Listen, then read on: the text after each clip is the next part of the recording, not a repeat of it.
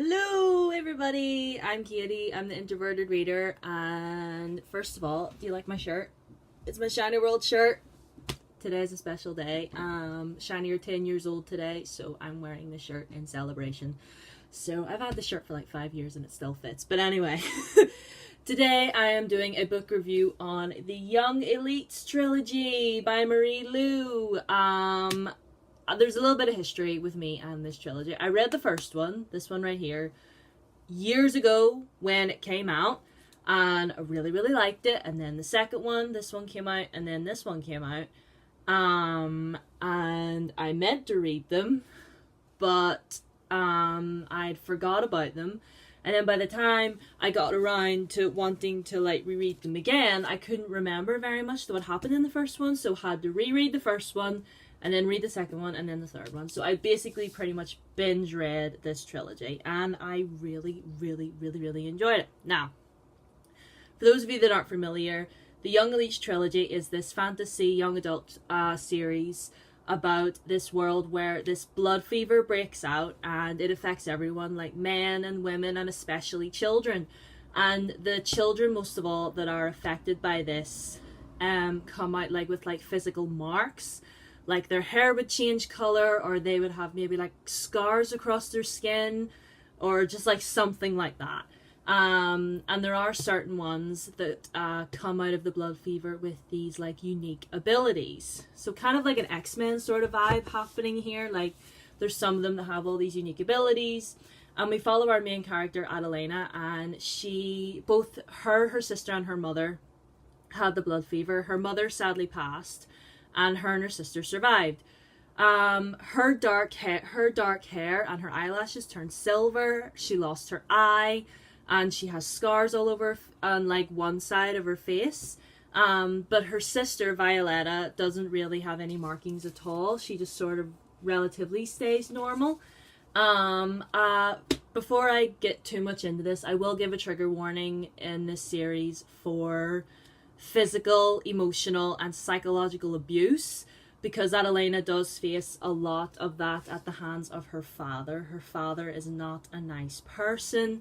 So yeah, and a lot of like warnings for like sort of like mental illness sort of stuff. Like she's because like she sees a lot of hallucinations and stuff like that with like her abilities and stuff. So if any of that is a trigger for you, be very, very wary of reading this trilogy. So like I said, I had reread the first one, really, really loved it, and then the Rose Society and Midnight Star was like very first time reads for me. As far as like the plot and stuff went, I really feel like this is more of a plot driven story rather than a character one, because it's really just all about these people trying to survive in a world where they're treated like basically like they're scum, like they're lower than dirt. So our main character, Adelena, one night she overhears her father talking to this man about selling her to him to be his mistress. So she doesn't want any of that, so she gathers what she can and she runs away. And then a bunch of stuff other happens that I didn't really want to give away, but then she ends up with this group called the Young Elites, known as the ones that survive the blood fever but have the special abilities. That's what they call themselves. They're kind of like this rebel group that sort of hides away in the shadows, and whenever different marked people are spotted, that to save them from the Inquisition, the Young Elites step in and take them in and stuff like that so they can fight back. And the leader of the Young Elites is Enzo. Now, Enzo, I understood him as a character because he definitely had a lot of drive when it came to what he was doing. Like, I could tell he was very passionate about what he was doing.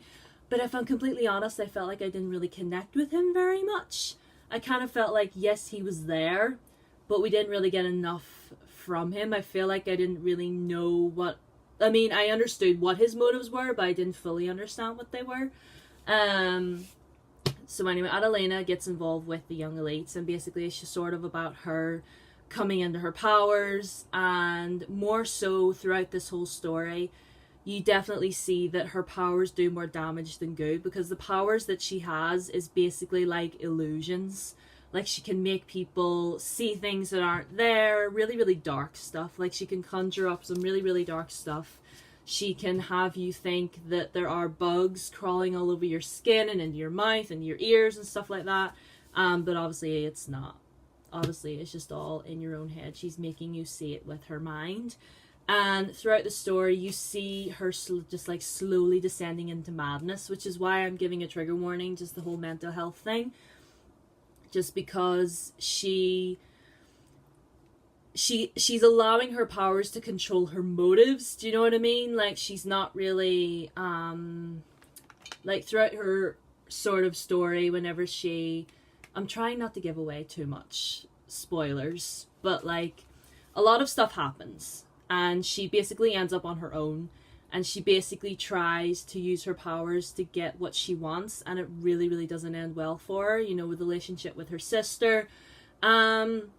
There is a little bit of romance in this between Adelina and Enzo, but honestly, if I'm completely honest, I wasn't feeling it. I didn't really feel... It was just Enzo, really. I mean, I knew who Adelina was, because obviously this is her story. We read from her point of view for the majority, but I still didn't feel like I knew Enzo more than enough, and that is probably one critique I would give for this series, was that I didn't feel like I knew Enzo very well. I didn't really feel like I knew any of the other young elites very well. I mean, other than Raphael, who is sort of like Enzo's sort of like right-hand man, if you want, and he was probably my favorite. I love Raphael so much. But, like, again, like I said, I didn't really find the romance believable. But, I mean, I didn't really find the romance believable, but the whole plot in general really, really did keep me going. This is a very, very, very fast-paced trilogy, and if you're sort of into, if you're into, like, the fantasy sort of vibe, and, like, people having powers, like, if you like sort of that X-Men sort of vibe, because they're all sort of brought together in this one place, and they're all taught how to use their powers and how to use them rightly, and they go out on missions and stuff. So that's really, really cool. I really, really liked that, and I really enjoyed seeing more of the world that we were in. You know, I had a thought while reading this, because it's mentioned that up in the sky where they live, there are 3 moons, not 1. And that's why I'm kind of thinking, is this low-key sort of like a science fiction type thing? Like, there's no mention of, like, spacecraft or technology or anything like that, but are we on a planet that is not Earth?